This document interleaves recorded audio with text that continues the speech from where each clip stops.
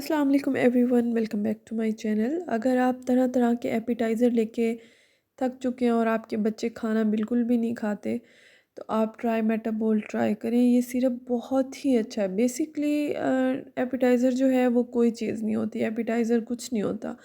یہ بات مجھے ڈاکٹر نے کہی تھی کہ ایپیٹائزر بیسکلی کچھ نہیں ہوتا، ہوتا یہ ہے کہ ہم یہ جو ایپیٹائزر کے نام کی سیرپ لیتے ہیں اور بچوں کو پلاتے ہیں، ہمارے جسم میں اور بچوں کے جسم میں کیا ہوتا ہے کہ کچھ منرلز کی، وٹامنس کی کمی ہو جاتی ہے، جس کی وجہ سے جو ہے بھوک نہیں لگتی۔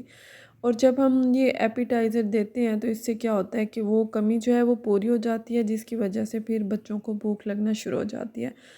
میں نے کئی طرح کے ایپیٹائزر جو ہیں وہ ٹرائی کیے ہیں، لیکن یا تو بچوں کو اس کا ٹیسٹ اچھا نہیں لگتا، بچوں کو بھوک نہیں لگتی، اور اکثر کیا ہوتا ہے کہ اس طرح کے ایپیٹائزر سے بچوں کو ڈائریا ہو جاتا ہے، ان کا پیٹ خراب ہو جاتا ہے۔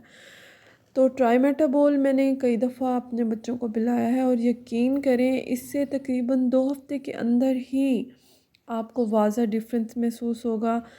اور اس کے علاوہ جو ہے نا، آپ نے اس کے بہترین نتائج کے لیے 2 منتھس تک، یعنی 2 منتھس تک آپ نے اس کو لازمی اپنے بچوں کو پلاتے رہنا ہے۔ ڈیٹیل اس کے اوپر مینشن ہے کہ آپ نے کتنی ایئرس کے بچوں کو کتنی ڈوز دینی ہے، ٹھیک ہے نا۔